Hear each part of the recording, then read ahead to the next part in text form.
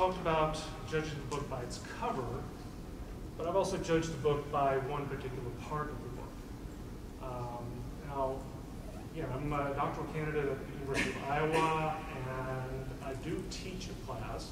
I teach a class on transgender history. One of the few people who's really fortunate enough to be able to teach a class like that. I know there are others elsewhere, and it's really, really wonderful to be able to teach a class like that. I do use Man Would Be Queen, at least part of it. In fact, 3 pages, really just 2 pages and a little more than a paragraph. It's pages 192 to 194.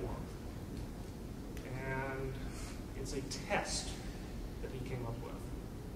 I'm going to show of hands of people familiar with pages 192 to 194 of The Man Who Would Be Queen. But only if you, okay, a lot of people will be, oh, okay, somebody even has a copy, but I've got a PDF here. The way I teach it is, and remember, I'm teaching at the University of Iowa, and most of my students, probably at least 50-50, half of them farm kids who are, whatever opinions they might bring to the class, I mean, they're just, or attitudes toward the subject. A lot of them are just kind of genuinely unfamiliar with the subject, and a lot of real radical genderqueer kids too. So it's always a nice mix. There's a lot of Iowa farm kids in there, and even they can see through this. The way I teach it is I assign the 3 pages with a particular phrase blacked out. And I'm going to just quote from it without the blacked out phrase.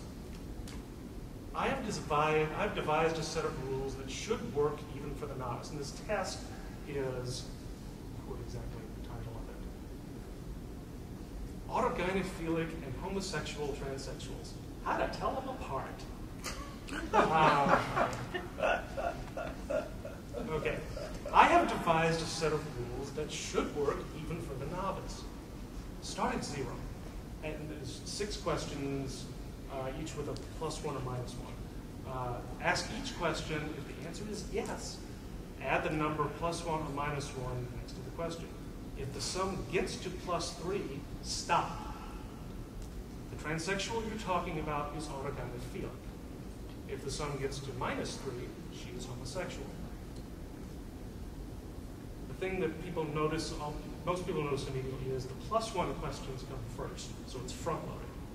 Front-loaded to getting to that +3 first. First question, have you ever been married to a woman? Okay. As a child, did people think you were about as masculine as other boys? Are you nearly as attracted to women as to men? Or more attracted to women? Or equally uninterested in both? Add 1 if yes to any of these. Any bisexuals in the room? Okay. You're out. Were you over the age of 40 when you began to live full-time as a woman? Have you ever worn women's clothing in private and during at least 3 of those times become so sexually aroused that you masturbated? Have you ever been in the military or worked as a policeman or truck driver or been a computer programmer, businessman, lawyer, scientist, engineer, or physician? Okay, what the hell's not on the list other than maybe convenience store clerk, prostitute? Not much. Okay. Just get with it. All right. Those are the +1s. You're evaluating someone. You're a novice and you're evaluating someone. You get to +3, game over. You have the imprimatur of J. Michael Bailey to declare this person to be an autogynephilic male or female transsexual. Maybe he'll send you a PhD too. I don't know. Okay, now the -1 questions. Is your ideal partner a straight man? As a child, did people think you were an unusually feminine boy? Does this describe you? Quote, I find the idea of having sex with men very sexually exciting, but the idea of having sex with women is not at all appealing. Again, bisexuals, leave. Were you under the age of 25 when you began to live full-time as a woman? I don't know what the hell his opinion is of anybody who transitions between the ages of 25 and 40. I guess he thinks none of us exist.